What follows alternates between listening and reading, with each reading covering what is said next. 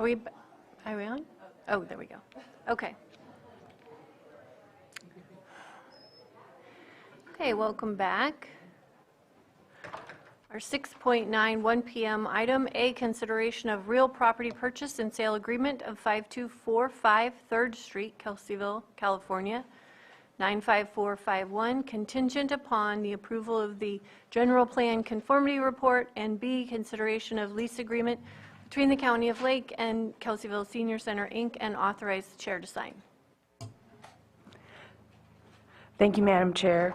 We respectfully request that this item be continued to December 19th at 11 o'clock due to noticing requirements. Okay. Any questions from the board? Anything from the public? I'm not in Zoom anymore. Do we have anybody in Zoom? No. Okay. Then I'll bring it back to the board. Do we need a motion for that? Or? Your board could approve it by motion. 19th, 12th. 19th at 11 o'clock.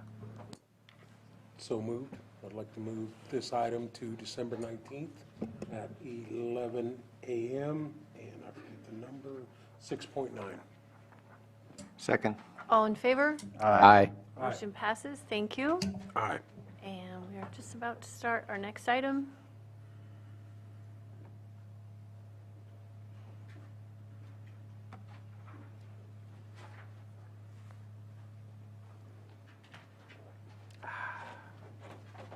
(1:15 p.m.) 6:10 A, consideration of request to waive the competitive bidding process for data management software pursuant to Lake County Code, Chapter 2, Section 38.4, and B, consideration of proposed agreement between the County of Lake and OpenGov for electronic permitting software and services for the Community Development Department, and we have Director Turner. Thank you, Mireya Turner, Community Development Department. I know I've been back for a little over a year right now, but this is my absolute hands down most favorite item to bring to you that since I've returned. So you have before you today an agreement between the county and OpenGov for an electronic permitting software and services. So I am going to hand it over to Deputy Administrator Shannon Walker-Smith for details, but can just let you know that our department is eagerly anticipating all of the many, many systemic improvements that await us with this new system. And as Acela, as we are in that almost in the middle of our 3-year agreement with Acela, the timing for this dovetails just perfectly because we'll still be using the current system while building the next system. Great. I will turn it over to Shannon. Good afternoon. Thank you. So you have before you a 3.5 year contract with OpenGov. It is a company that we have been vetting now long before I came to community development. Staff has been working over the last couple of years looking for an alternative to Acela. You have the documents for the piggyback exemption as part of our purchasing policy. And so hopefully all of those documents are in order and you've had a chance to review them. But we intend to move forward with this contract. Not only is it going to give us a public-facing portal for the community to be able to start their permitting applications and land use applications. We're also going to be able to use it as a data tracking system for all 3 divisions. Building is the only division currently very successfully using the Acela product that we've been committed to. So we're very excited to get a data management software up and running for both code enforcement and planning. It's going to dovetail with our data ticket contract and make it much more efficient for us to process notices of violation for code enforcement and just so many of the processes. It's also we're going to do a major data migration from a lot of past databases. And so we're hoping that will also result in a single source of truth for our department where we will, all staff will have access to all the information that exists historically on parcels and APNs and property addresses. So we're very excited for that piece as well. And we also think it's going to make us tremendously efficient in responding to the public, both at the counter and to PRA requests, with all of our data being in one location. Yeah, it's going to the public-facing portal will also have the ability to process credit card payments. We worked diligently with Patrick and Genevieve from the auditor's office to ensure that we're all on the same page, that we are going to work through an appropriate timeline for their departments, for their part of those processes that they need to take on. And so we've had a lot of conversations about that. And we also have 2 representatives from OpenGov on Zoom who just wanted to share a couple of slides and be available to answer any of your questions as well. So we are going to have Greg and Brant join us now for just a short presentation. Awesome. Thanks, everyone. Can you hear me okay? Yes. Awesome. Well, yes, thank you very much for the opportunity to present to you today and for the opportunity to work with the county. Shannon and Maria and everyone else that we worked with have been amazing to work with over the last year plus. So just really excited for this opportunity. I just wanted to share a couple slides to introduce you to OpenGov. I know a lot of you have heard of us before, but let me start sharing my screen really quickly. All right. And so in case you have heard of us, maybe heard of us in a different area of what we do, I always like to start off with kind of the big picture of OpenGov. We do work with over 1,800 agencies across the nation, across these 5 core applications: budgeting, procurement, financials, asset management, and permitting. Permitting is the one that we're going to be working on with you all, and that is up for consideration.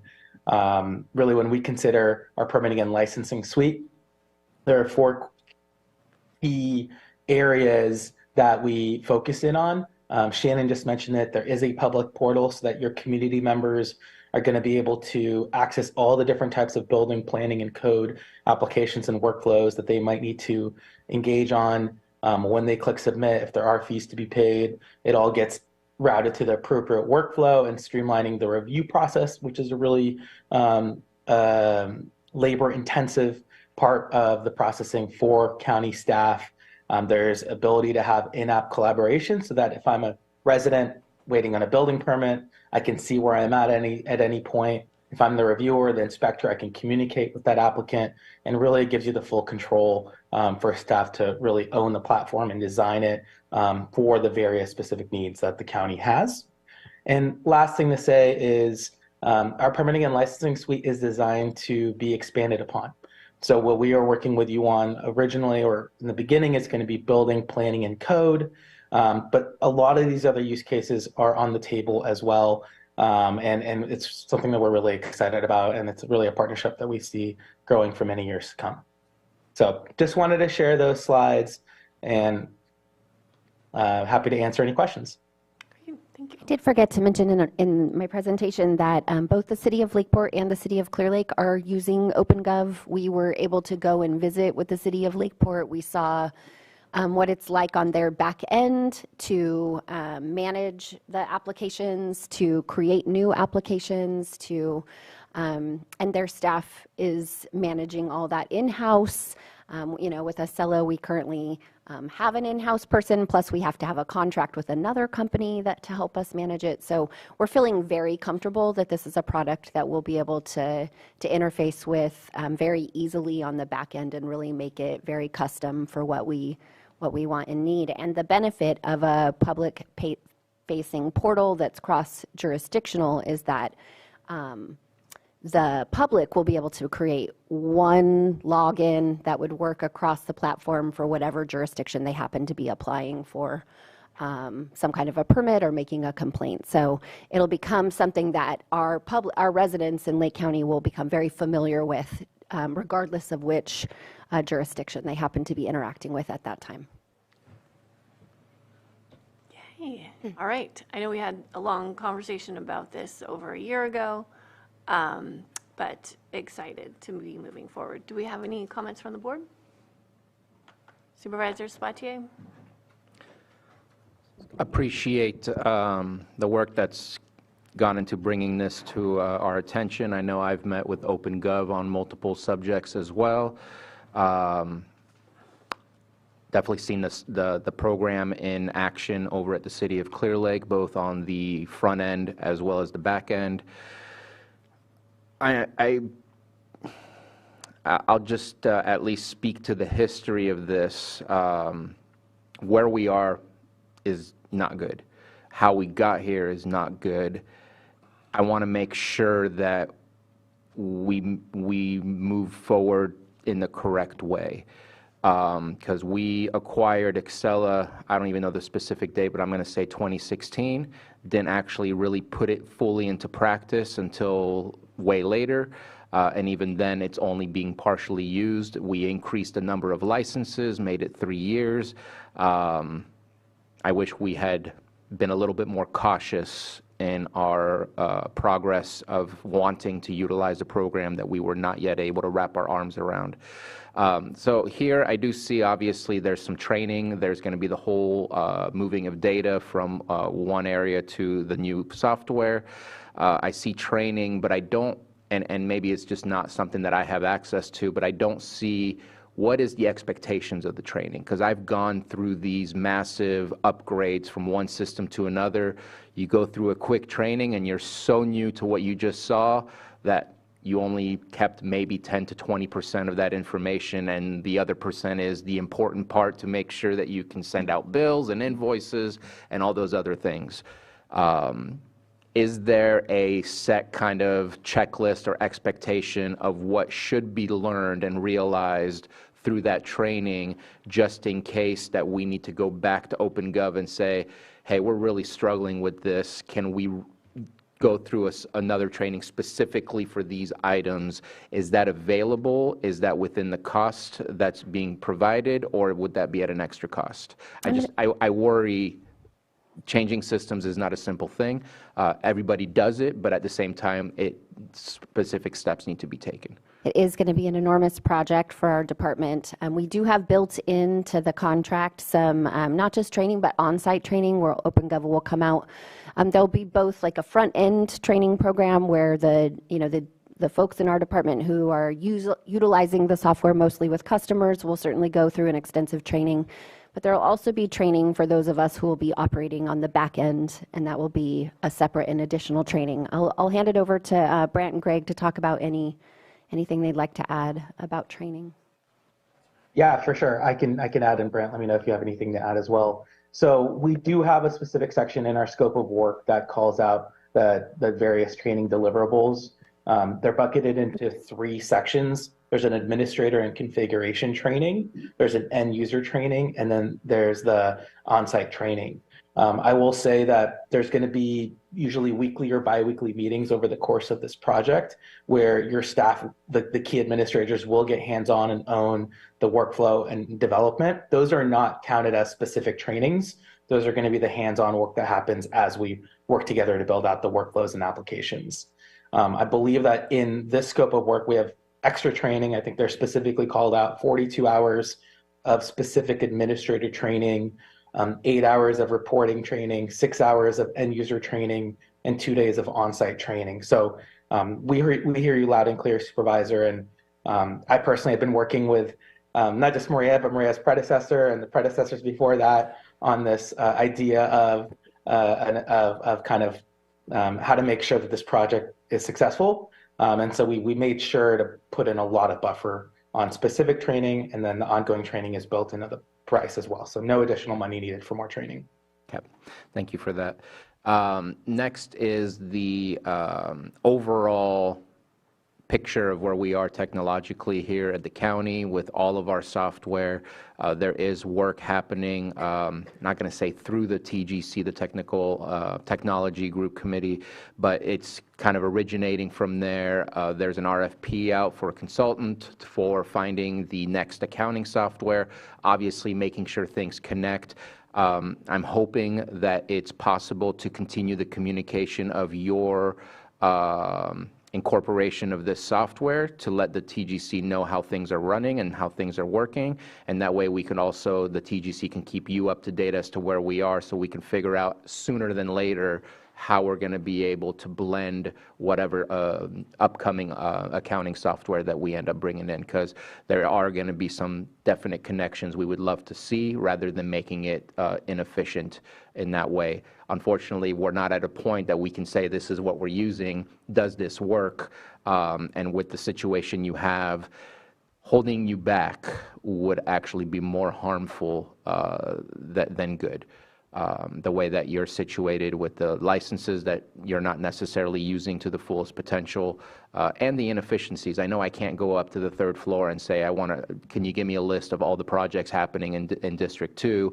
That should be a click of a button, not asking everybody all around you type of thing. And so it's very inefficient in understanding what is happening in that department from an outside perspective.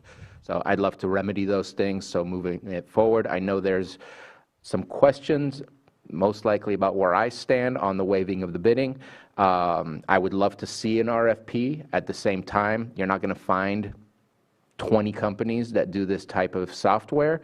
I know that you've done multiple demos with different companies and that you've come to this one. And again, the fact that we already have one that we've tried and is not working for us, have demoed others and seen it experienced in other county jurisdictions here in Lake County, I'm okay with the waiving of the bidding process. So that's where I stand, and I hope that that can be the direction from the board, is to continue that conversation with the TGC, just because blending those two softwares is going to be really important for efficiency purposes. We are absolutely happy to give regular updates to the TGC. It may be that other departments then would find a use for some of the other modules that OpenGov offers. So yeah, we're more than happy to keep you updated. Great. Supervisor Green? Yeah, thank you. Number one, excited to see this move forward, excited to see happy faces from CDD, but some concerns as well. I'm kind of concerned about the dispensing with an RFP in this, if only because whether it's Excella or OpenGov or some other, what they call it, software as a service, these SaaS models are incredibly difficult to read and understand as far as the scope of services. So whether it's Excel or OpenGov, show me the modules, tell me what they do, show me the workflows, figure out how it plugs in. And so I definitely want to support this, but as far as some concerns like Supervisor Sabatier mentioned, it should be point and click, show me projects in a district and all that. My specific ask has been, show me active cannabis permits in the county. I don't care about the software platform, just what can we do to do transparency.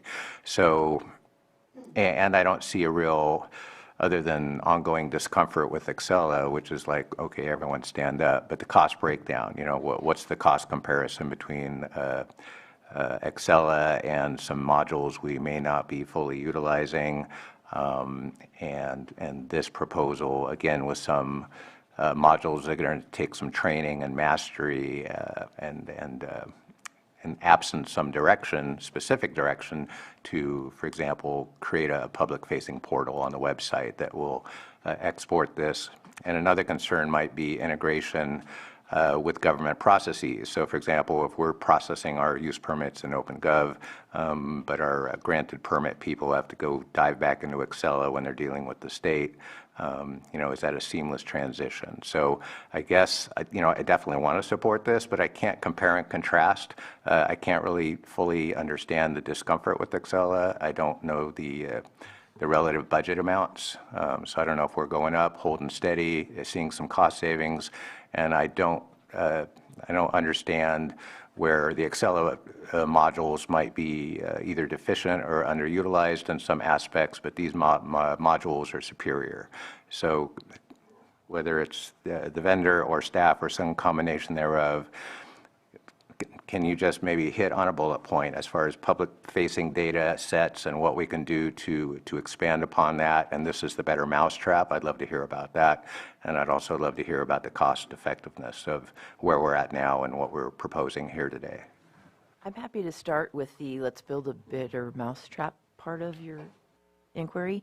Ever since, I think the first Acela agreement was signed by Director Coel, and then subsequent to the two next directors tried to get it implemented, but it was such a time-intensive task just on staff at that time, of which I was one, that it never really got implemented. Somehow, and I don't really understand how, the agreement was renewed regularly, every 1 year, 3 years, things like that. And before that, we would always have such frustration within the team, within the staff team, of how difficult and cumbersome it was to actually create the program that we needed, that it would seem like we were all leaning toward, or the department was leaning toward, not renewing the contract.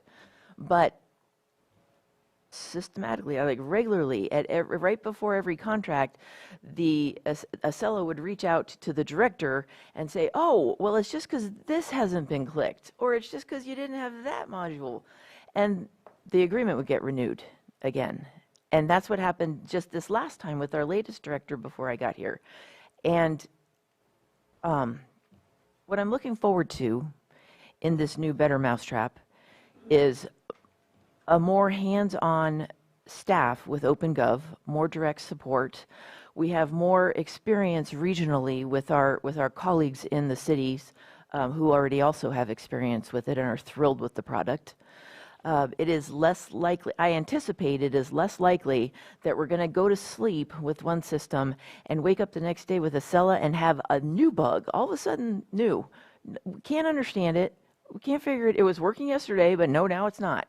And so that's why we have to have a full-time business services analyst on staff, is just to keep Acela afloat, let alone, I mean, just forget planning. You know, he had a priority to create the planning module when I first got here, but we were so glitchy and irritatingly inefficient on the building permit side that I took planning off the table. We've just never been able to get planning up and running because his full-time job is fixing all the glitches to keep building up and running.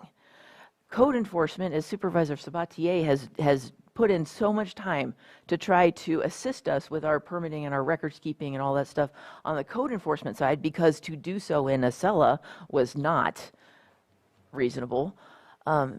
And so we still don't have much going on in code enforcement as well. So what I'm looking forward to in this new Mousetrap is a program that has modules that we don't have to recreate the wheel. They are already familiar with our planning processes because we really don't do things all that differently other than every other planning division in the state. We still have all the same processes, and so they are more familiar and willing to help. Unlike Acela, which says, "Oh, well, we're not really going to assist you. Why don't you pay another company, TruePoint, to assist you to work our product?"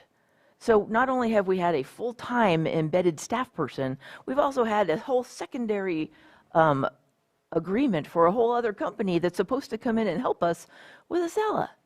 We don't anticipate that level of disconnection with OpenGov as we move forward. Part of my job was investigating this exact same electronic permitting system type of upgrade for the city of Ukiah while I was there. So I've kind of been working on this for 2 years, just going through so many different demos. And there are products out there that would put us right back where we were with Acela, the whole recreate the wheel, build it like an erector set kind of cobbled together a program. And it is more of a holistic system, the modules that are more intuitive and easier to wrap our head around so that we can tweak stuff that we need or create stuff that we want the way we want it. With OpenGov, it's just like night and day. So this Mousetrap is going to rock. This is going to be a great Mousetrap. And we are so excited to start this transition over to something that's more intuitive and approachable to staff, and to increase our efficiency in our services to the public. And of these modules, can you speak to the transparency aspects of it? How can this help the public and grumpy supervisors keep track of what's going on in a public-facing way? Yeah, there's the portal allows the applicant for what or complaint, whatever they're accessing on the site to go back and check the status of wherever their application at. So the workflow is built into the product, and then we both are working as staff through the workflow on that back end, but the user, the front-facing user, also can see where their project is at in the workflow. So that will be quite helpful. There's also, several types of permits that we might be able to move to a completely over-the-counter process where somebody might not ever even have to come in to the building department to get a permit to change their hot water heater or do some plumbing work. So we're trying as much as we can to move forward to more progressive systems. And to address a couple of your other questions about funding structure, so we're currently paying about $80,000 a year to Acela. We do have to finish that contract, but as Director Turner mentioned, it takes about a year to implement, and so we're in a good timeline. We're going to build out the modules for code enforcement first, planning second, leaving building on Acela because it's working relatively well for them. And they'll be the last of the 3 divisions to come over in about a year's timeline.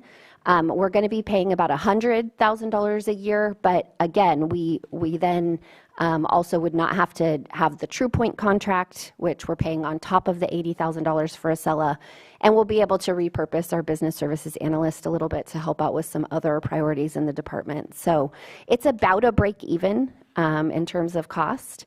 And then just to talk a little bit about the RFP process, I just want to ensure the board that we really have done our due diligence. Even though we didn't take this product to RFP, this has been our entire management team over a couple, at least a year's time vetting a bunch of different products and having a lot of conversations because, when you go to RFP, all of these companies will provide a beautiful proposal for you, right? But what we have really done that I think is even almost stronger than an RFP process is we have talked to a lot of jurisdictions, and not just Lakeport and Clear Lake, but Napa and a bunch of other jurisdictions that our chief building official is connected to and our code enforcement manager is connected to. So we've done a lot of outreach. Thank you for all the work that you've done on this. And when we've had these conversations before at the board level, we weren't presented with the recommendation to move towards OpenGov, and I think that's what's different today. And I really appreciate that, and I could see your enthusiasm. And it's exciting to move forward. Probably our whole department is upstairs just hoping that this is going to get the go-ahead because everyone's very excited to have something that might work for us. And just as an example, without code enforcement being an example of not having a database, we have some grant funds, $3 million in grant funds we're trying to manage. We've been keeping that data in binders because we don't have a sufficient data tracking software to manage this data. So it's going to make an incredible difference to what we can do up there. And the Excel worksheet we get sent once a week. Mm-hmm. Supervisor Crandall. Yes, I think this is going to be very beneficial. I know we usually are concerned about the funding or the spending we're going to put on this, but I know the amount of energy, time, and things left under the table that aren't getting done because of the lack of what Acela can do. Because, Maria, you've been to my municipal advisory committees answering the same question from month to month, giving an update that they've asked for. What this can provide that. One quick question, does this give the opportunity for someone that's concerned about a project in their vicinity to look at the permitting process? I do think that we will be able to give the supervisors all a login for the portal, and you guys would be able to take a look and access information out of the system yourselves. And that'll be good, but what I mean is like a community that's living in the area. And I'll let Greg shake his head if I'm wrong, or Brent, but I think that we are also going to hook up to our GIS system, so someone can say, I have a concern with what's going on over there, and they can go click on it and see if there are any permits in process. Right. So it actually will help save us time because they won't be reaching out to you, who then has to reach out to us, or they won't be reaching out to us, who then has to look it up. All that information will be right there. And I'll be glad for them to reach out to me so I can show them how to use this and then go forward from there. This gives me something, rather than trying to set another meeting and talking about it and then going to the next meeting and seeing there either is or what, or, you know, this didn't happen, that didn't happen. So now let's set another meeting, taking you away from another, one of your many responsibilities as well. So that's where I see this, is it's going to minimize some of the gains and drains, especially when it comes to FOIAs. This will give people the opportunity to ask for documents and get them without having to go through a process and it, you know, put you guys in a position to have to. We haven't talked about that aspect of it yet, so I'm not sure how that will integrate, or if it will integrate into this process, because we do have a staff person who is our central kind of gatekeeper of Public Record Act requests, complaints, things like that, to make sure we're not dropping the ball. Where I see this as being beneficial is on the public side, instead of them fretting for days before because they don't want to contact us or they're worried or something, they can just click on the computer and find it out right there in real time. And so it will probably save a lot of frustration for members of the public as well. All right. Yeah, I think this is good. It'll streamline some things, and I think it's a good move in the right direction. Supervisor Sabatier? Yeah, just as a comment to my colleague Supervisor Green, for this specific topic, I feel like we're bleeding right now. We got to stop the bleeding. This is a very imperfect way of maybe going about it, but at the same time, something has to be done to change the fact that this is how we've been for far too long, and we got to make that change. I do have one last question, and that's the reporting part. Does the system provide, I believe it does, because Greg's been showcasing this for the past 3 years, hoping that we would bite. I believe that it has kind of drop-in report mechanisms so that we can create our own reports so that it's meaningful what we get out of it, rather than already preordained reports that are part of the software. That way we don't have to pay OpenGov for any new type of report that maybe the board is asking for, or that you feel you need to review yourself. So I'm getting a yes. So Yes. that's what I thought. Report creator, you can query just about anything you have in the database, and then also we'll be very involved in the workflow development, and we're going to be doing that with an eye on reporting so that we can pull out at a touch of a button pretty much all the things that we'll want to see in-house that you guys would want to access, and then in addition to that, we'll be able to query pretty much all data that's housed in there. Okay. Supervisor Green? Yeah, it's just, I know it's nuanced, but I just want to clarify. I hear that our modules have built-in functionality that a client, basically a registrant who is an applicant, will be able to log in and track some workflows. But our questions about, you know, broader community transparency, maybe that functionality is not appropriate because they're not technically an applicant. So within the existing modules, you know, is there transparency features that would allow views to be embedded on a website that could present aggregated data, like here's active permit applications within a given supervisorial district or a given zip code, and we'll have some level of functionality for inquiry, not for a project applicant, but just for a member of the general public. And that would require a user registration as well? I'm going to hand that question over to OpenGov team. Yeah, Yeah. I'll let Brant take it. Yeah, absolutely. Thank you for the question. So we absolutely can enable that without registration. So residents, members of the public can come online and search by location to see specific permits by location or lack of permits, as sometimes is the case as well. And then also build out reports and have those reports available to the public based on permits by district, permits by type, various, you know, open permits versus closed permits. So yes, absolutely. And then as part of our training and our product is that, you know, as those different inquiries come up, staff's going to be equipped and enabled to create additional types of reports and permit data and license data as they see fit and as you request. So all these things are baked into the existing modules presented today for approval. I'm not asking for the moon or some add-on module down the road, right? You are not asking for the moon at all. That's part of the package that we will deliver. Okay, thank you. Final comment.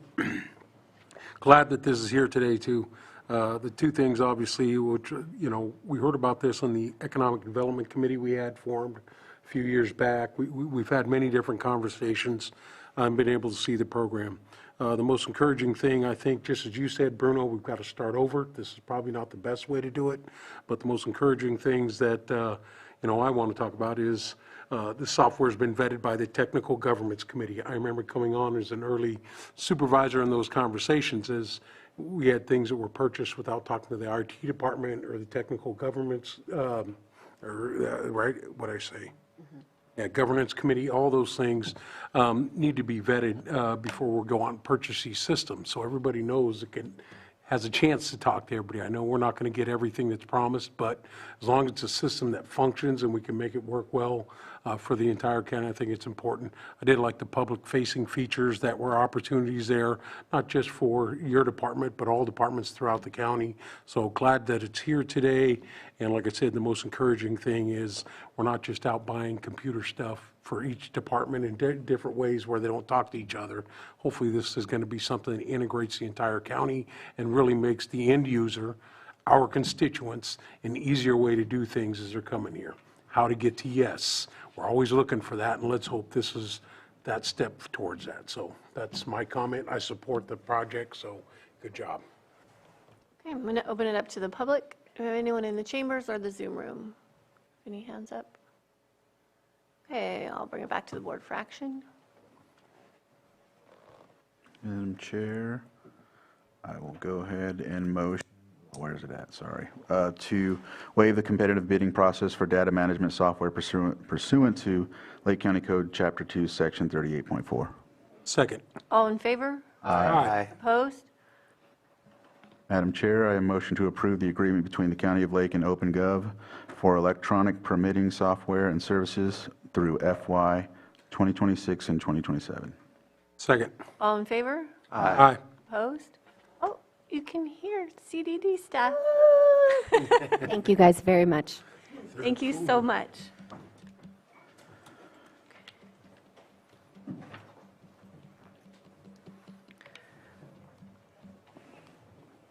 Okay, 6.11, our 1:45 PM item, consideration of letter of support for Cal Wild State Coastal Conservancy grant funding request to support Upper Eel River watershed community visioning process. This is from Supervisors Crandall and Sabatier, and it looks like we've got staff here as well. Yes, good afternoon, Supervisors. Matthew Rothstein, Chief Deputy County Administrative Officer. As you will be aware, Supervisors Crandall and Sabatier have been strong advocates for Lake County's priorities surrounding Lake Pillsbury. Your board and staff engaged in this area of priority have been consistent in stating Lake County's opposition to removal of Scott Dam. Unequivocally, your board has stated that is Plan A. Additionally, with no entity having emerged to assume operation of the Potter Valley project, we have a need to be positioned and prepared to provide community-supported priorities for restoration of the currently inundated and surrounding areas that strongly consider and reflect Lake County's needs. If their project is funded, Cal Wild is committed to assisting with those Plan B considerations through their proposed visioning process. For clarity, Cal Wild's funding application has already been submitted. Since submittal, the environment surrounding the proposed decommissioning has changed to a certain extent, and Cal Wild staff have acknowledged a need to work closely with the Coastal Conservancy and others to make adjustments as needed in what is truly a developing situation. And I want to be clear, the matter before your board today is an opportunity to submit a letter of support for Cal Wild's application. As drafted, there are multiple statements that indicate dam removal is proposed and not certain at this stage. which are intended to signal your board's continued opposition to dam removal. Staff can appreciate, though, that members of your board and the public may wish that statement be strengthened to strengthen the clarity of the distinction that there are those Plan A and Plan B scenarios. And so, Johanna, if you can project the version I sent you. So the following proposed language could be added to just clarify further.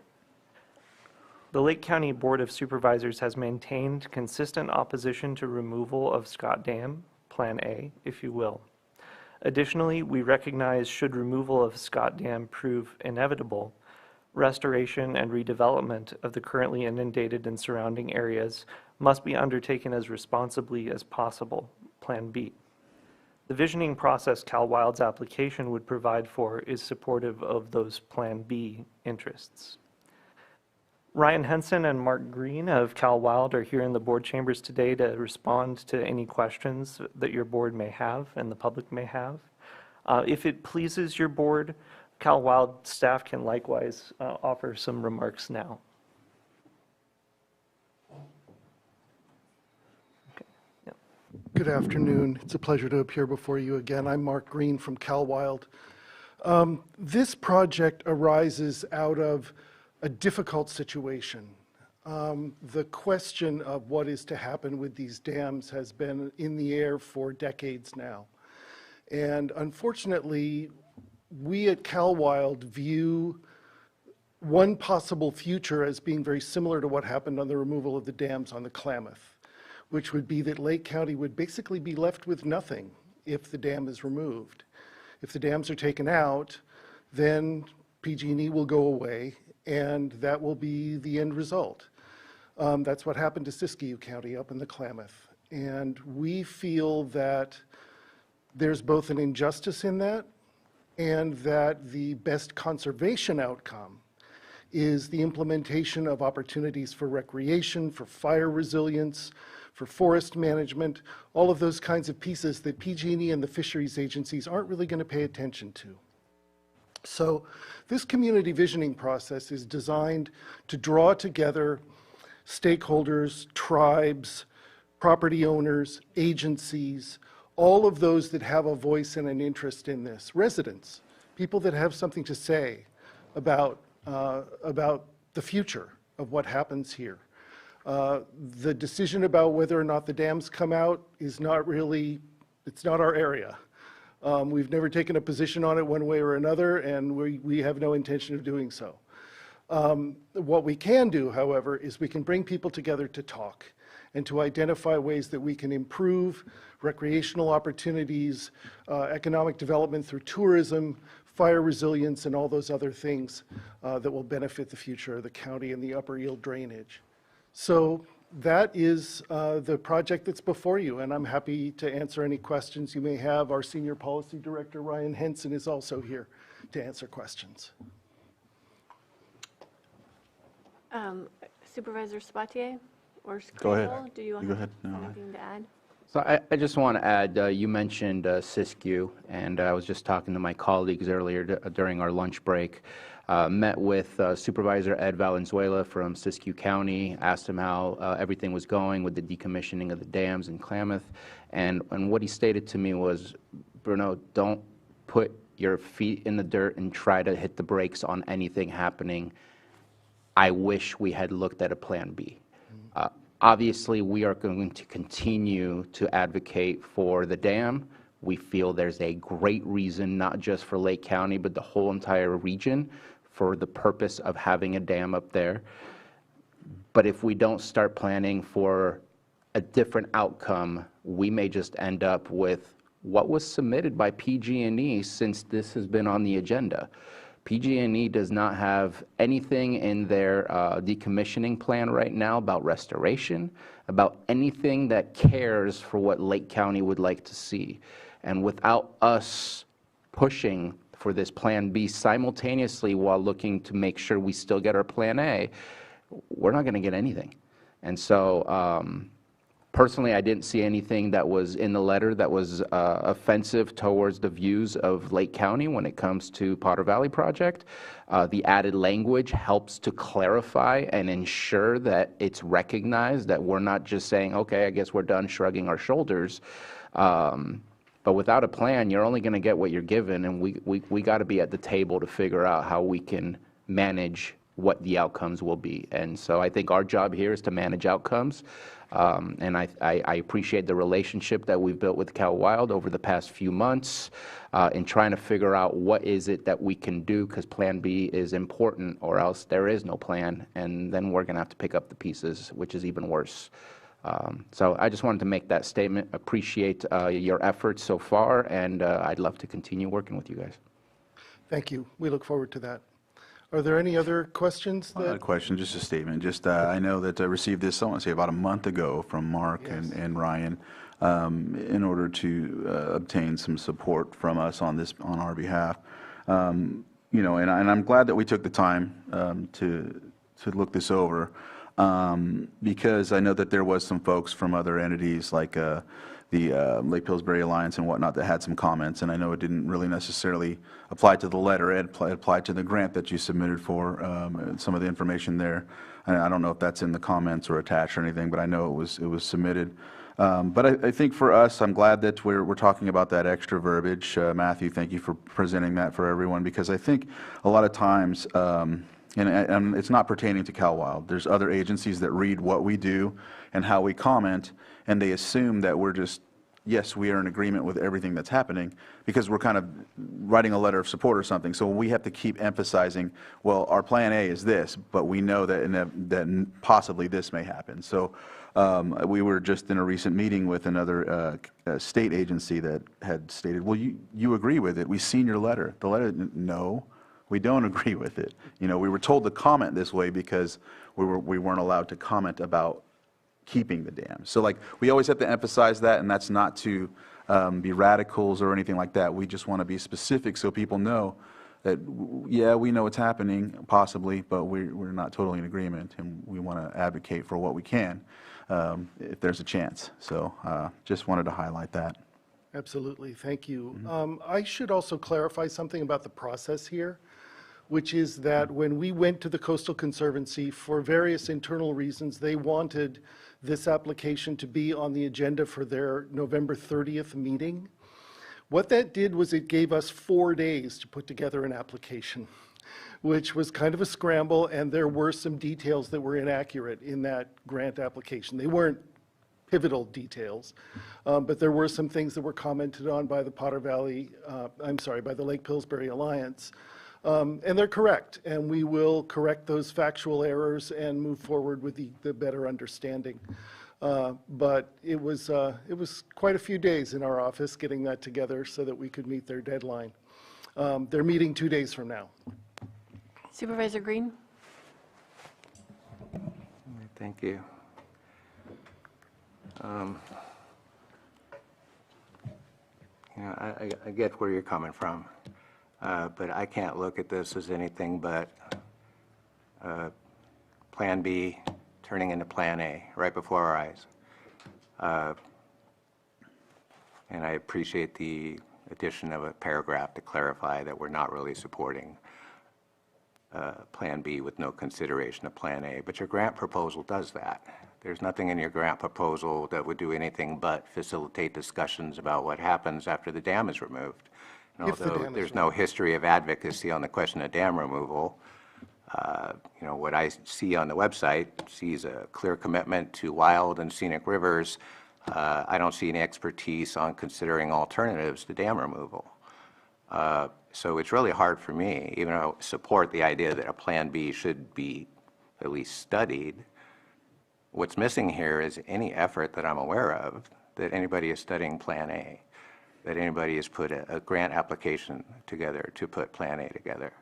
And I don't know, based on the sheer volume of letters and emails we get from the community up there that is basically demanding this body to come up with a Plan A and to fight for the dam and to study things like partial decommissioning, fish passage projects, sediment removal that would relieve the seismic issue. And I just don't know that this does this. And I also want to challenge the assertion that it's common knowledge and commonly accepted knowledge that whatever seismic safety issues that are going on with that dam have been vetted and discussed, that we can conclude that it is prohibitively expensive to even consider attempting repairs of that dam.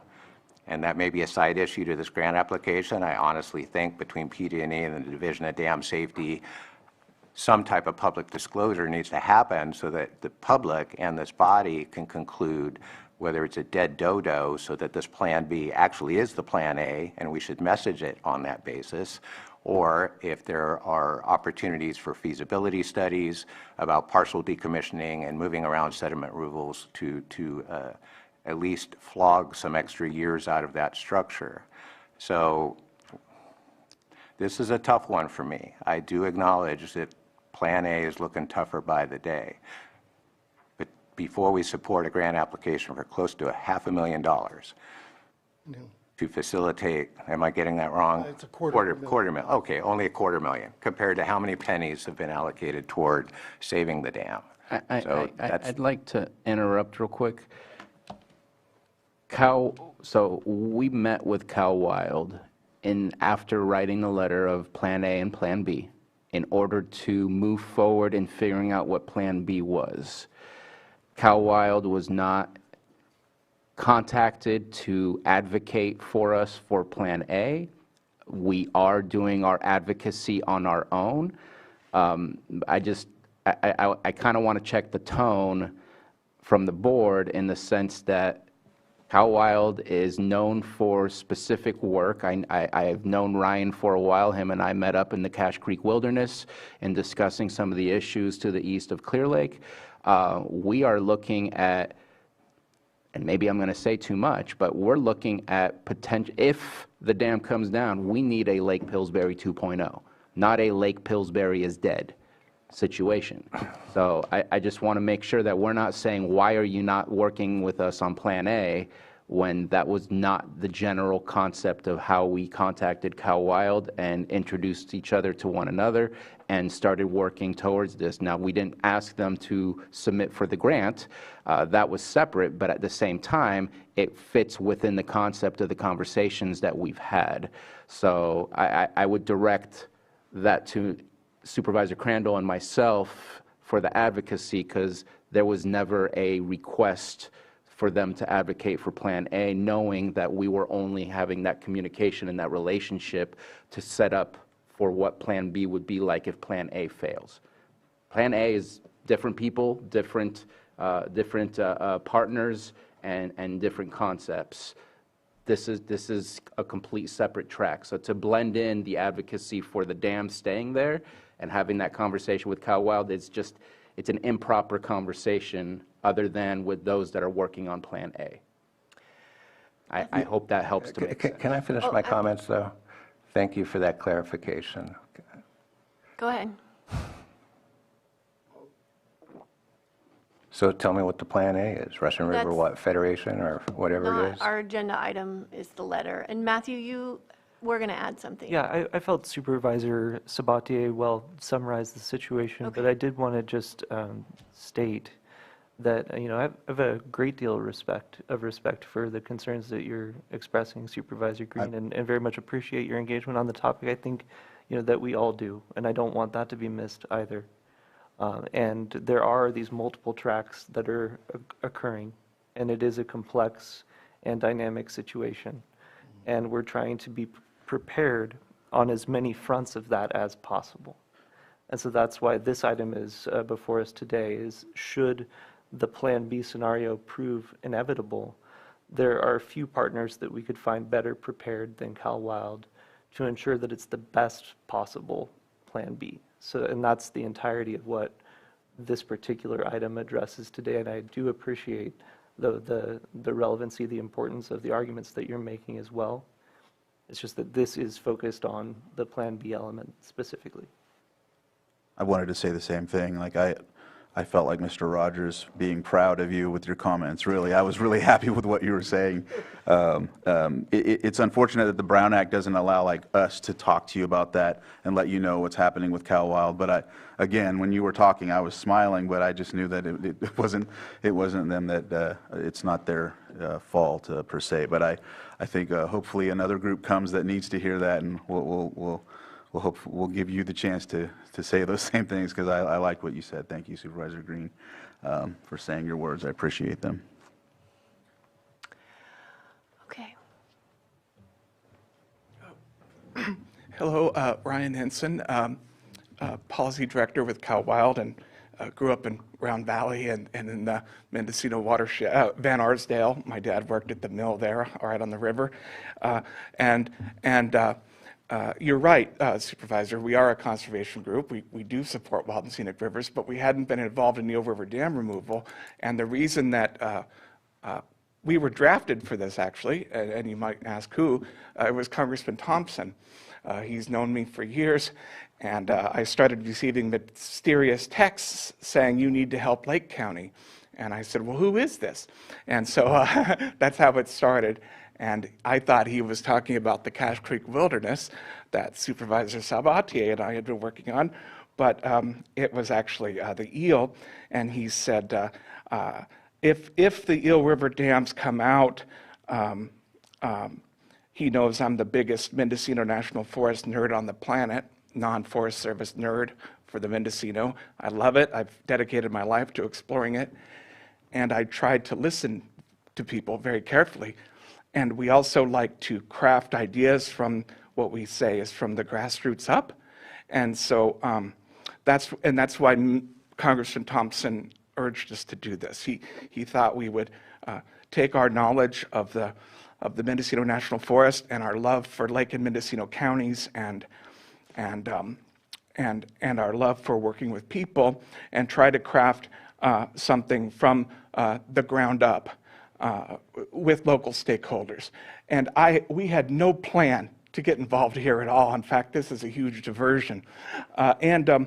We've never applied for a nickel. We've been around since 1976, the age of disco, and we've never applied for a nickel of government money before. This is our first ever government grant. This proposal to the Coastal Commission, it's shocking to hear it's $250,000, I know, but we need a project coordinator who can lead this facilitation process in a professional way and have it result in obviously, we're not a government agency, so we have no binding authority, but we want it to result in a vision that we can sell to those who do have power, such as Senator Padilla and, of course, Congressman Thompson and Congressman Huffman. And I was wondering if our friends, Frank Abley with the U.S. Forest Service, he manages the western side of the Mendocino, the Eel River watershed. I was wondering if he could say something.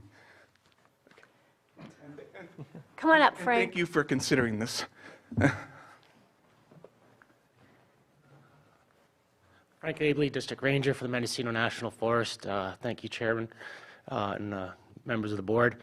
I've worked on the Mendocino National Forest for 15 years now. I started as a hydrologist. I'm well aware of the resources up in the Pillsbury Basin.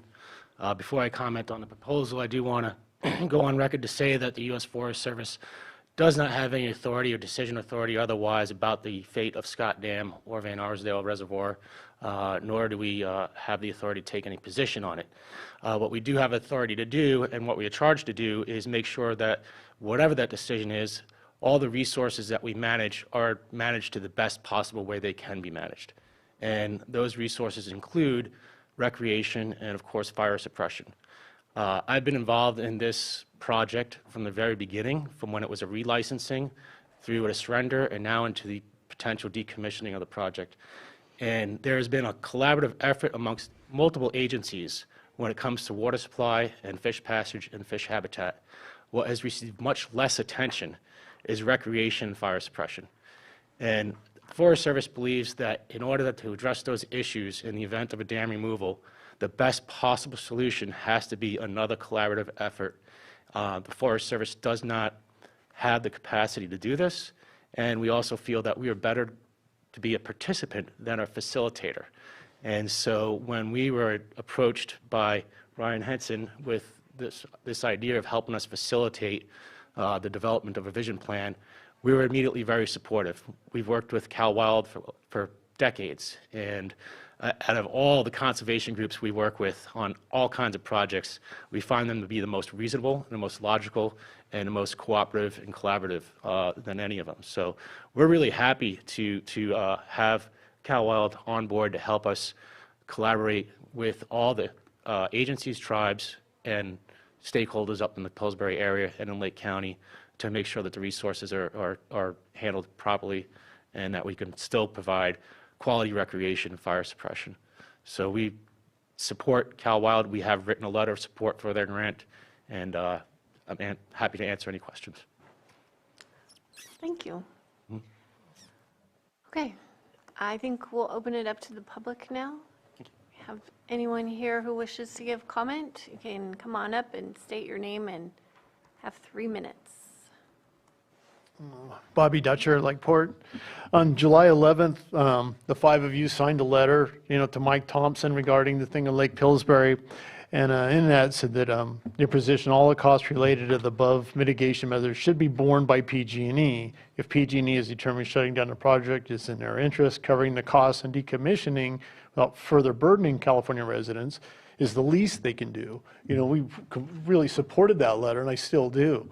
If this decommissioning process, if you do want to, what life looks like after Lake Pillsbury, the cost, like if you want to hire Cal Wild, that should be up to PG&E. They've submitted their decommissioning plan, and it's open for public comment and input. Now you're already hiring someone else or advocating for someone else to be hired with taxpayer dollars to be doing the thing that PG&E should be doing. So I think you should focus on that right now. Once the decommissioning thing it's all over, then I don't have to see the rush why this has to be done like immediately right now. I think this should be part of the decommissioning process. And in the new letter that you're talking about submitting now, it says Cal Wild has never taken a public stance on dam removal. Yet in their application, which is a public document, it says the Old River is a dwindling fishery which has been brought to near extinction by the presence of 2 dams in its upper drainage. They don't discuss climate change, the habitat degradation in the 50s and 60s from logging, invasive species that were introduced to the rivers. There's a lot of factors that went into the demise of salmon, but their application specifically says these 2 dams are the total cause of the whole Eel River demise.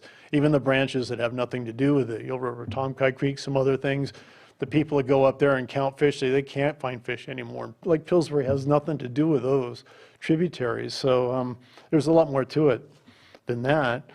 And then, if you're going to support this application, just from the beginning to end, there's just, multiple errors in this thing. Our legislative district, I guess my state assembly speaker is Jim Wood. I've voted for my assembly member a couple times, and her name's not Jim. That's not our assembly representative for Lake County is not Jim Wood. It goes on to say also that it's a spectacularly beautiful area of redwood forests. There's not a single native redwood tree upstream from Van Arsdale. There's no redwood trees whatsoever. There are no redwood forests. We're still talking about Lake County. We're not talking about Garberville. There's oak chaparral. Oak woodlands are like you see out on Highway 175 with the oak trees and the grass underneath them. Chaparral is the brush up above them on the hillsides. So oak chaparral, I've worked in forestry for 25 years. I've never even heard that term before. They're 2 different things. And riparian forest, riparian vegetation is usually Bobby, willow trees. Your time is up. Well, they all had unlimited time. I know. Well, it was not public comment with their presentation, but how much more do you have to? Not much. Oh, anyway, I would not. Why don't you just finish? Yeah, I do not support you sending this letter out. I think there's plenty of time later on. And this application is badly flawed. The miles of spawning habitat, they're saying it's 280 miles. I think I've never heard that before, even the advocates of it. And I know a couple of supervisors did sign on as advocates for this with the list of, that they had. But other than that, it reads like a who's who of Northern California dam haters, California Trout, the Sierra Club, Friends of Eel River, their mission in life seems to want to take dams down. And there's not very many groups. I know I'll make sure the Chamber of Commerce doesn't support it. But yeah, I think you still need to keep fighting for the dam. Plan A has got to be our focus. In 1912, one time, Board of Supervisors didn't pay attention to our water rights. Yolo County wound up with them. That day forward, that's all they were known for. So unless you fight for Lake Pillsbury as hard as you can going forward, that's what this board will be known for. It'll be the board that lost Lake Pillsbury. So yeah, I don't support this thing, you guys sending this letter in. So, thank you. Thank you. Bobby, just real quick, we signed on to bring it to the board. We didn't sign on to the letter just of yet. We brought this agenda item to discuss the letter. It wasn't necessarily to approve it until we brought it here. So just letting you know, because I know you mentioned that at the end. Well, if you're going to support it, I would not, again. Oh, no. Well, you mentioned that we signed on to it. We just signed on to bring it to the board. We didn't sign on to approve it per se. Yeah. Well, the application has your name in it. Well,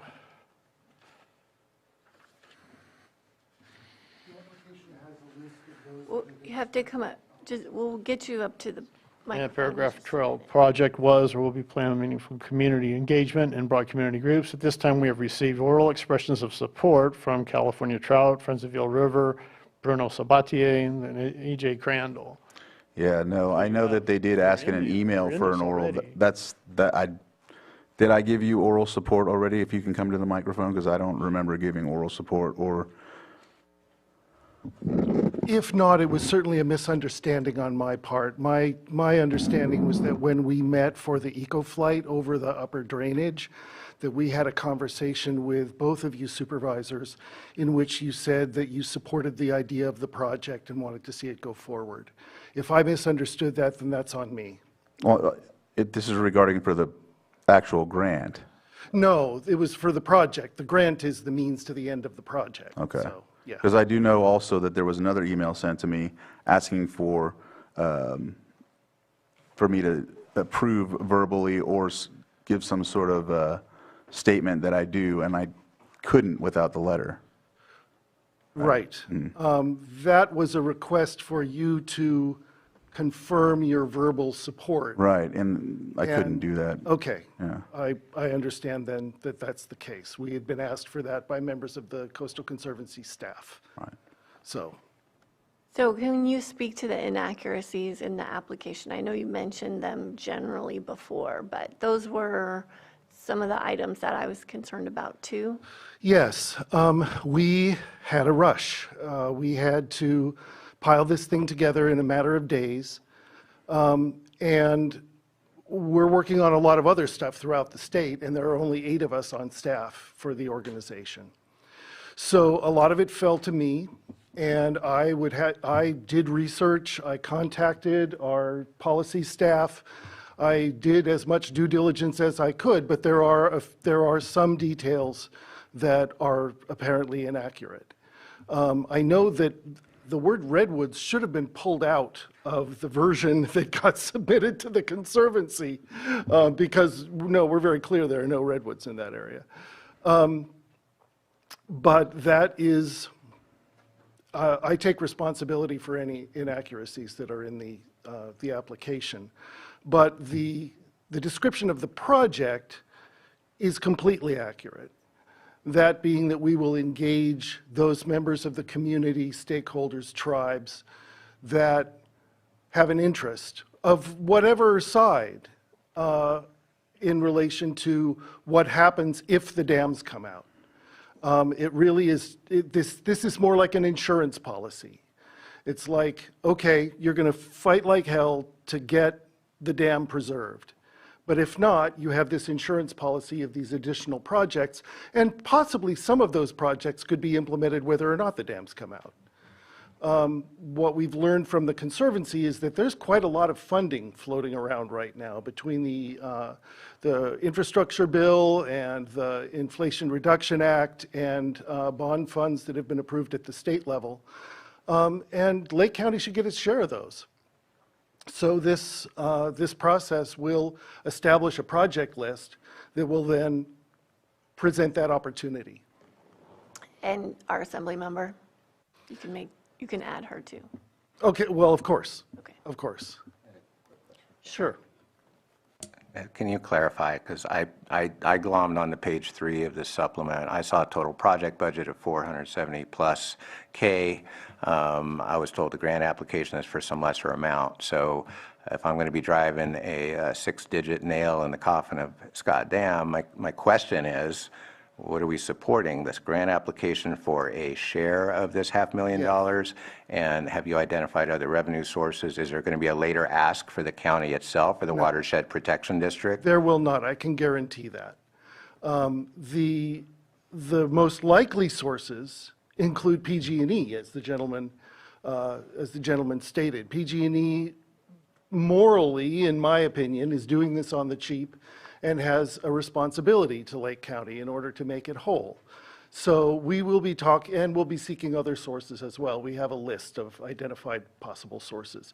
But because this was front-loaded to the November 30th meeting of the Conservancy, this is the first funding application that has come forward. So with this grant, if for some reason the dam stays, what happens to this grant? To the grant? Well, we still do the project. The dam isn't going to come out before the project will be over. I think you said it best, where it can still be utilized to help upgrade what's there currently, because what's there has been kind of an organic growth, not an economic development plan.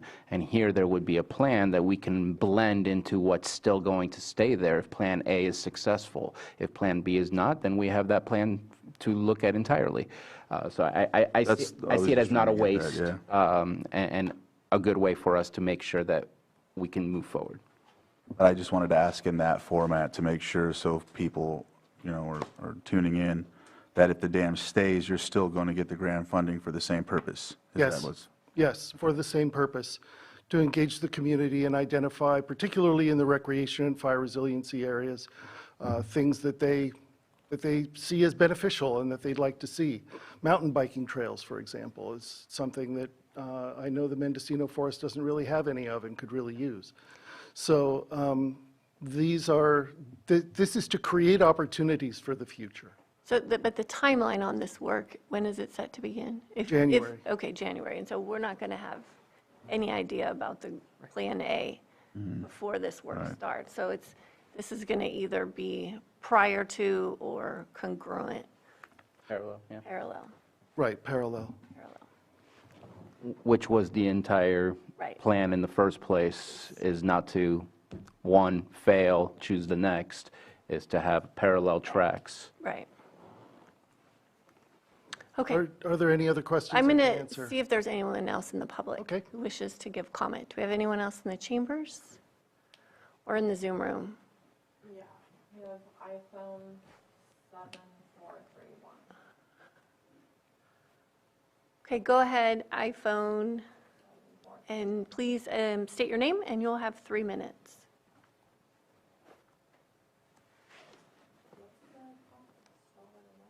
*6.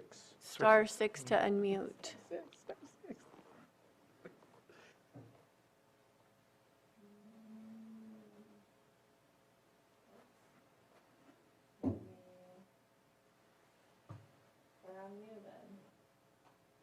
Okay, try speaking.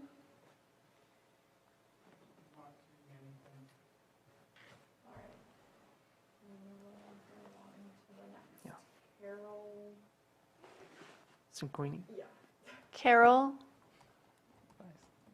you can unmute, state your name, and you'll have 3 minutes. This is Carol Cinquini.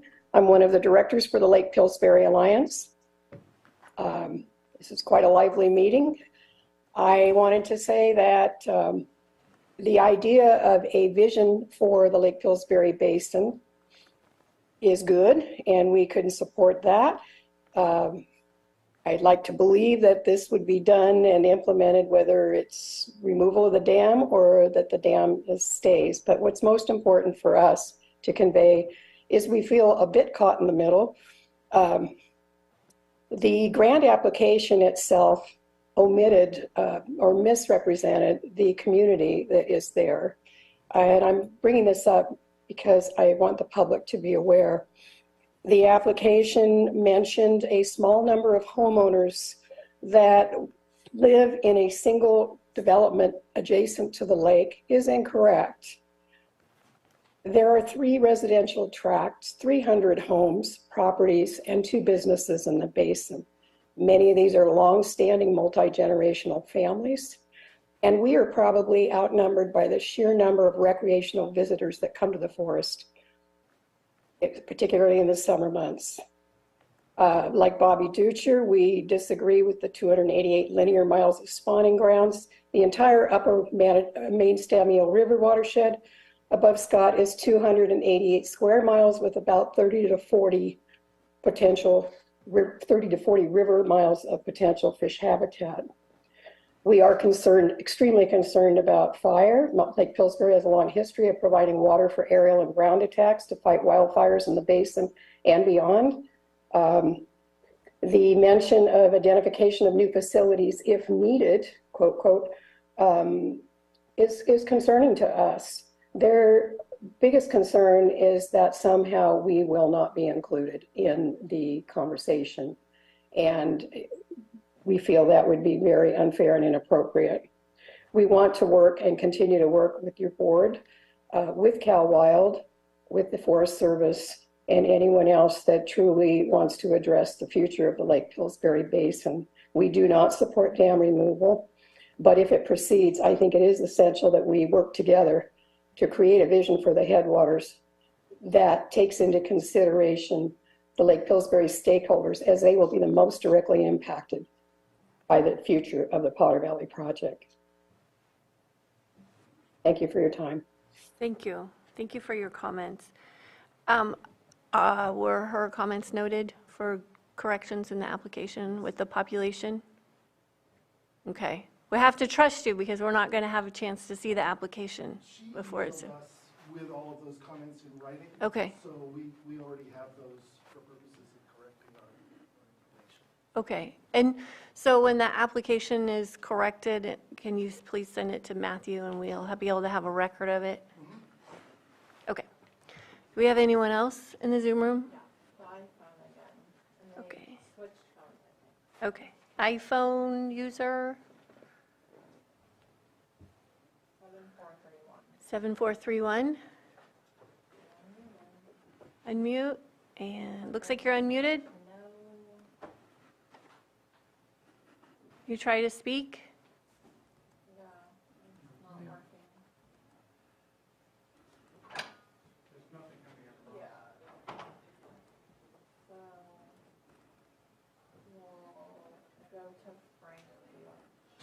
Okay, Frank Lynch. You can unmute and you'll have 3 minutes. You have not entered any numbers. Hello? Yes, we can hear you. Go ahead, Frank. Hi, this is Frank Lynch. I'm also from the Lake Pillsbury Alliance, and I appreciate all the comments made by actually everyone there. I think all of them have validity to a certain extent. We do have concerns about some of the information in the grant application, and those concerns have been noted. I guess the bottom line is I, again, push for the Plan A, but I'm also a realist that there may be a need for a Plan B. And if that does come to pass, then I would encourage all the entities, Lake County, the Forest Service, and everyone to think very big. And this is kind of a continuing theme that I've had with conversation with people, and that this is a multi-million-dollar, if not in total, when it's all said and done, billion-dollar project when you're considering all the water needs that will need to be developed for the Russian River side ultimately, and dam removal, remediation, etc. And Lake County deserves its fair share, and the Lake Pillsbury Basin deserves its recognition and fair share. So again, thank you for the time. Thank you, Frank. Okay, are we going to try the iPhone one more time?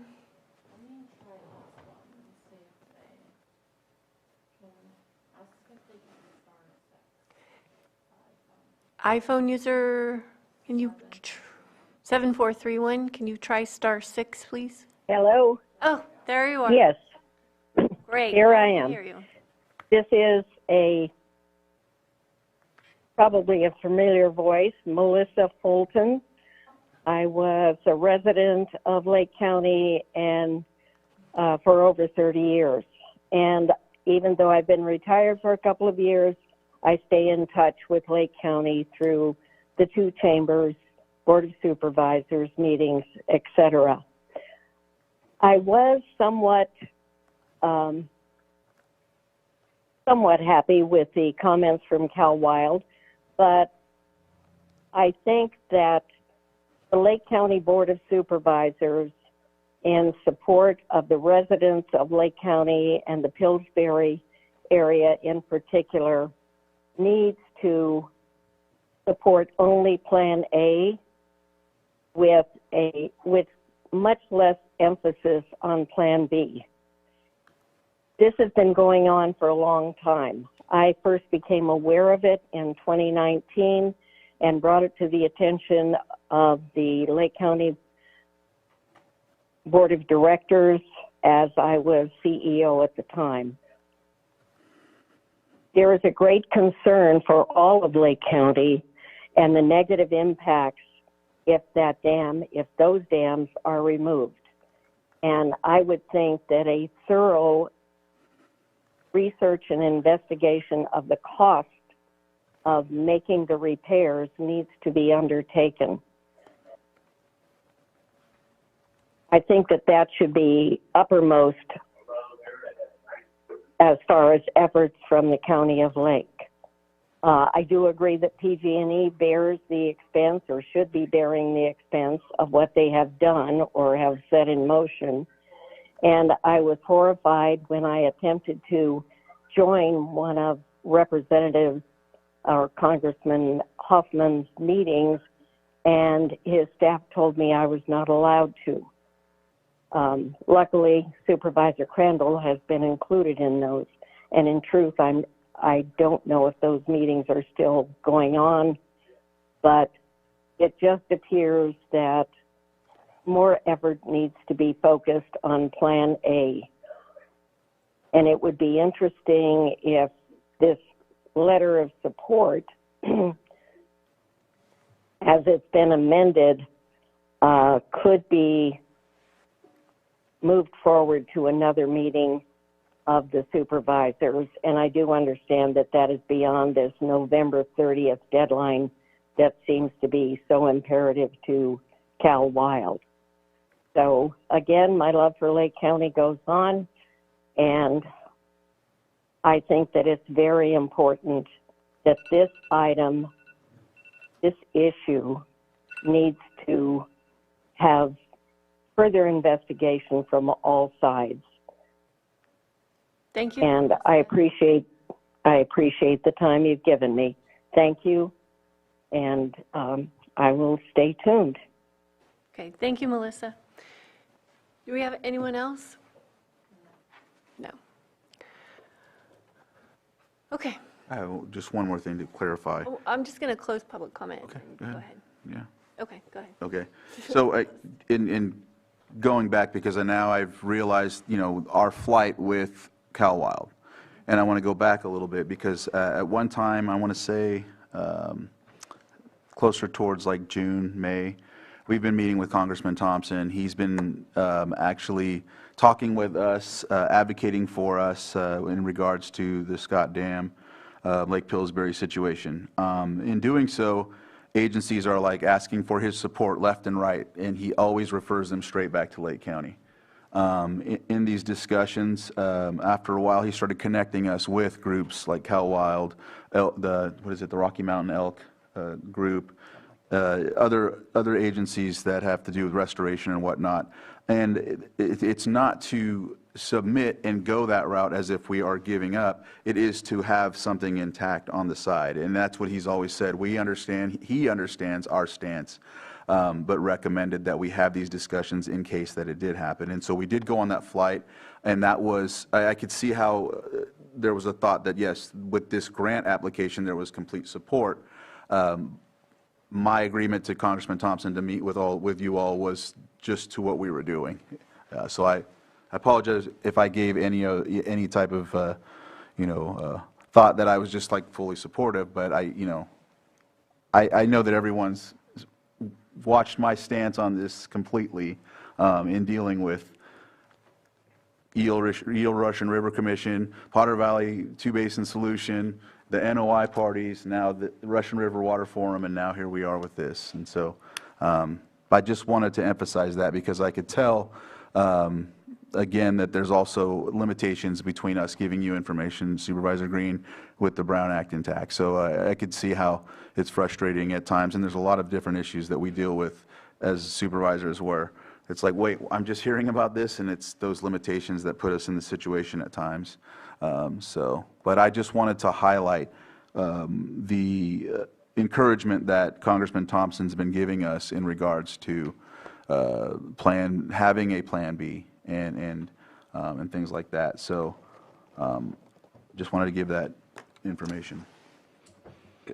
Quick follow-up. Can you elaborate, just because it's unclear to me? Yeah. Obviously, I have to respect the people that are on point, and I have to respect the process or processes. Yeah. And so it's unclear to me if this is a standalone thing or if it's integrated with the Russian River Water Forum, which is doing its own investigations or programs or something like that. So like whither the forum if this is approved? Do you want to answer that? Would you be? Because from what I understand, this is a standalone. This has nothing to do with Russian River. This is a standalone project, and the idea was that it would be a standalone project so that there wouldn't be any politicking around it, that it would simply be an opportunity for people to come together and express what their interests and concerns and vision was. We would invite representatives of the forum to participate in the engagement, but they're not in any way formally related to managing the project or anything like that. Does that make sense? No. It doesn't, okay. Can you ask it again? Can I help to clarify? Again, so we drafted that letter, Plan A, Plan B. We submitted that over to Congressman Thompson, and as we sat down with him, and he's asking us, what have you created to fulfill Plan B? Obviously, Plan A, he knows what exactly we're working on, but are you just calling it a Plan B and not creating a plan? And so he provided some people for us to connect with. We connected with Cal Wild. This is all unilaterally from Lake County looking into crafting a Plan B in case Plan A falls through. And I see this in a similar way as, and maybe it's a horrible analogy, but here I go. People who were fully against cannabis when all they wanted was 50 feet of buffer. Well, had you sat down at the table with us and offered 50 feet of buffer, we would have given that to you. But since you didn't want anything at all, and eventually it passed, you didn't get any of what you wanted. Well, we have to prepare for getting something that we need rather than nothing at all. Because PG&E, if you look at the decommissioning plan, is not giving us anything at all unless we continue to fight. We're going to continue to fight for no dam removal, but on the dam removal, what it looks like is utter crap left in Lake Pillsbury area. So we have to craft a Plan B while simultaneously doing Plan A. I want to speak to Frank and Carol. They are absolutely advocates of Plan A. We sit with them during the Russian River Forum. They provided a presentation alongside of us. I'm not sure if they're aware, but that presentation we did, which was either September 7th or October 7th, I forget which one it was, dislodged a whole new level of conversation that Supervisor Crandall and I have been involved in, which was advocating for Plan A, saying, here's something that you're not thinking about that you're going to really mess up your environment further than just the impacts on Lake County. So we are seeing Plan A create new conversation and new contacts for us. And so... But not through the Russian River Water Forum. That was at the Russian River Water Forum that we made those presentations, and we were provided feedback from the Russian River Forum saying, you have completely changed the conversation. And I'm not sure what you're looking from me, other than I can't control about whether a dam comes up or come down, other than continue What am I to supposed to fight. make of the forum process now? Because basically it's all Eel River interest. They've dropped their plan with PG&E. It's a dam busting plan as far as Scott Dam goes. So if we're engaged with the forum, is that where Plan A lives now? No. Okay, where does Plan A live? Right here in Lake County. Because we're the only ones fighting for Plan A other than Lake Pillsbury Alliance. No one else cares what happens to Lake County, if you want me to be blunt. Well, to be honest, we do. That's why we're here. And I take that back. We have gotten some great support from Congressman Thompson. Prior to Congressman Thompson becoming our congressman again in this area, we were not getting, we did get a letter from Garamendi, but having the level of contact that we have currently, the level of contact is immense as far as the conversation about Lake Pillsbury. So I don't know, it's basically a concept of, do you want to prepare for two possibilities while continue to push for one, or do you not want to prepare and read what PG&E is preparing for us, which is not what I want. And since you took some time to clarify your stance, I'm going to take a moment to clarify mine. I'm not opposed to Plan B planning. Yeah. If there's good information that everyone has seen and everyone agrees on that the dam is toast, it seems premature to do this because I don't have any certainty that a Plan A has been crafted, much less any grant application or funding that would support a Plan A pursuit. What we have is very recently PG&E dropping its decommissioning plan, and the only differentiation is between a one-year pullout and a phased reduction. I don't know that Cal Wild has any interest or expertise in things other than dam removal and community visioning on that process. So I want to support this, but absent more information as to the scope and the practicality or the feasibility of any Plan A proceeding, this feels to me like the white flag being waved, and I don't know why others shouldn't feel that way. So.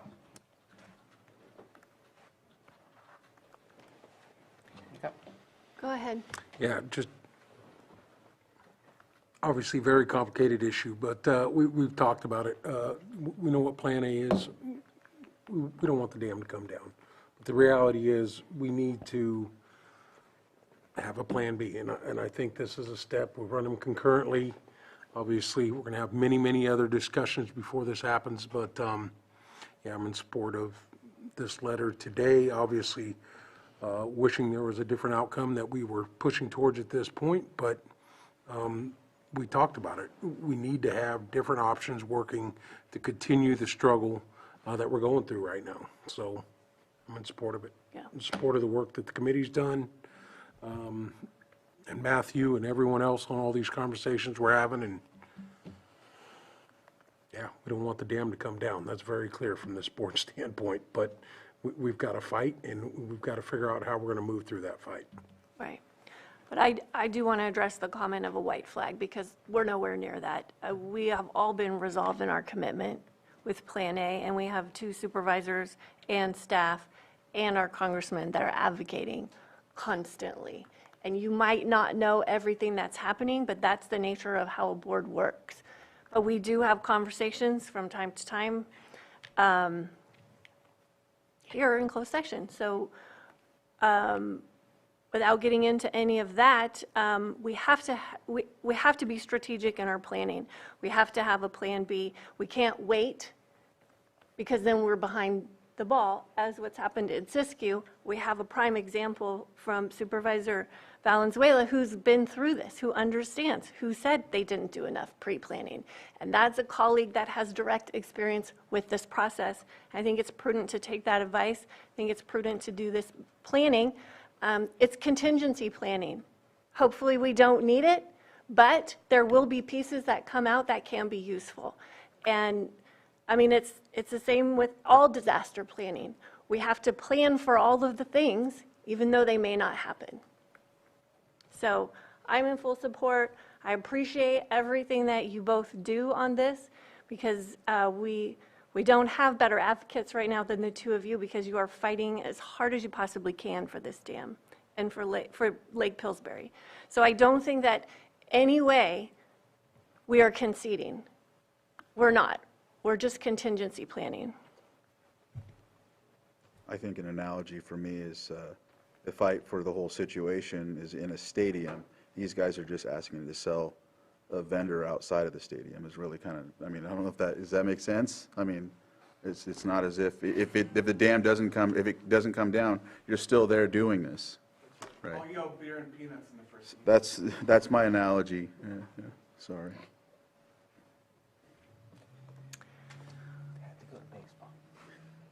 Okay. Yeah. Let's see. So the changes are Noted. noted? All right. Let's see here. Let me go to it real quick and, okay, I got it.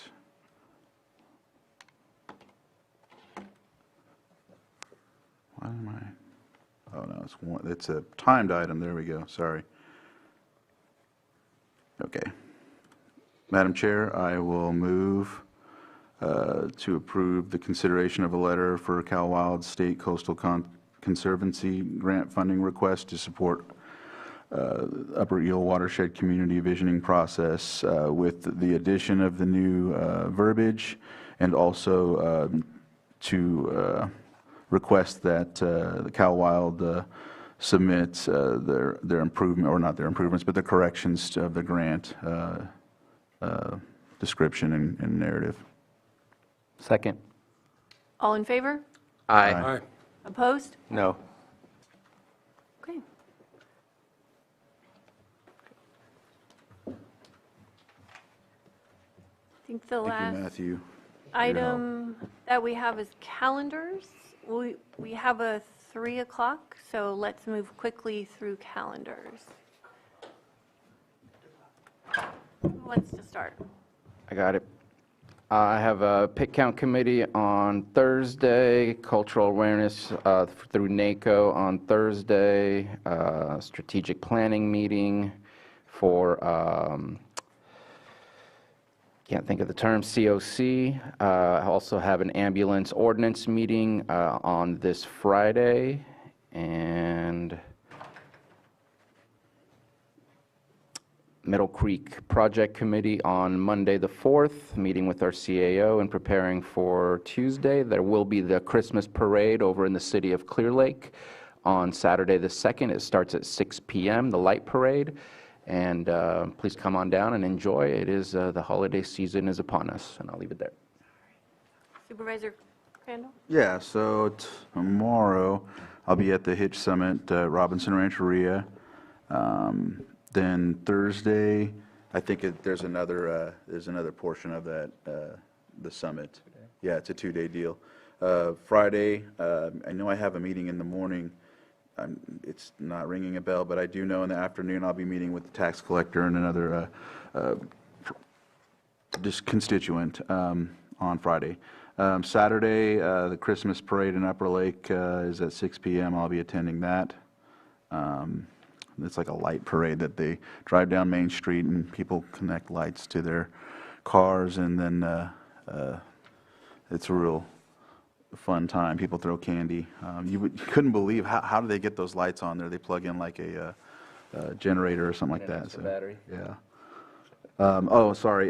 Then we have, I have my ad hoc climate finance social inclusion for the EPA committee meeting, and then at the Middle Creek at 10:30, Middle Creek Restoration Project, then back here on Tuesday.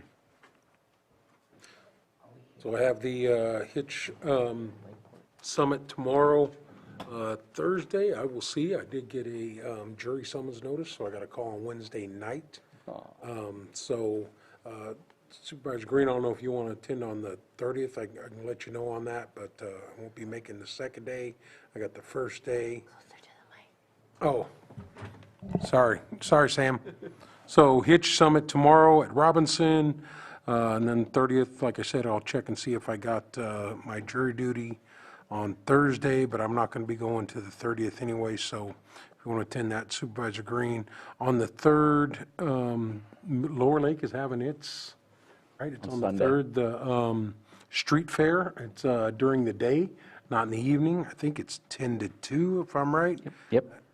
Is what that is, so come on out and enjoy that. So 2, parades all around the county, it sounds like. So a good holiday weekend, starting that out back here at the board. I do have some travel. I will not be here next week. I'm going to be traveling to D.C. for the White House Summit of Tribal Nations. I'm going to travel to that meeting. So I will be leaving town. I'll be back on the 8th.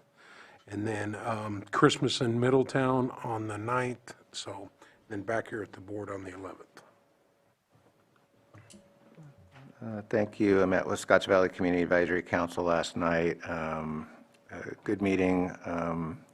They won't be meeting in December, so our next meeting will be in January.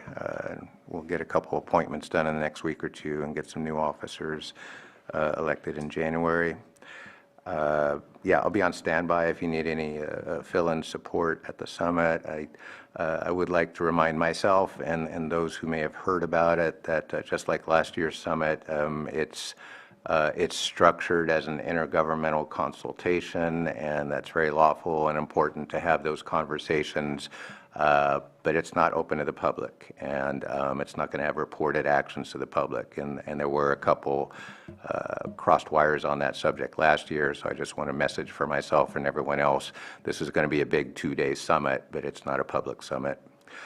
Friday, I'll be out at the emergency shelter watching the transition. We'll be having Redwood Community Services take over on that date, and thankfully Blue Horizons will staff for the overnight shift to get them up and running in the morning, and very excited to have them come on board and activate the next iteration of the shelter. And I think I can leave it at that. Thank you.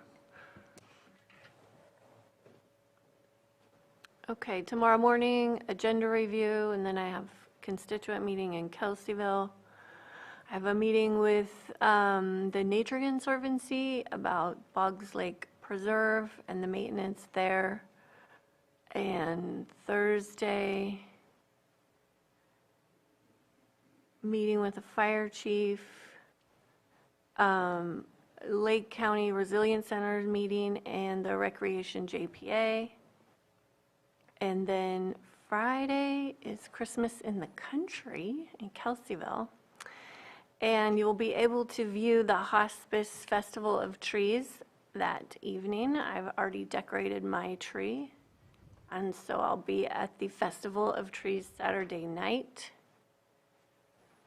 where we're going to auction off trees and raise money for hospice. There is the Holiday Fiddlers Jam on Sunday at Eli. Monday, I have my meeting with CAO Parker, then the last grant meeting for the RC grant that we looked at earlier, and then in that evening is meeting at the KBA, and then back on Tuesday. Okay, so that does it for us for our open session. We do have a few closed session items that we're going to get to, so I will read those off.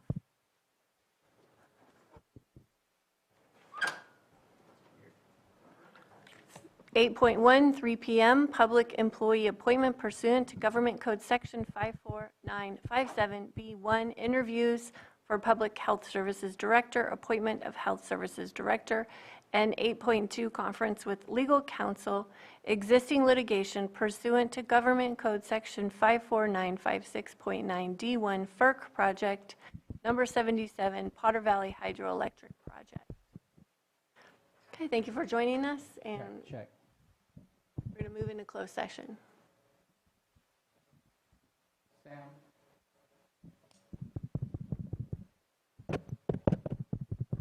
Check, check.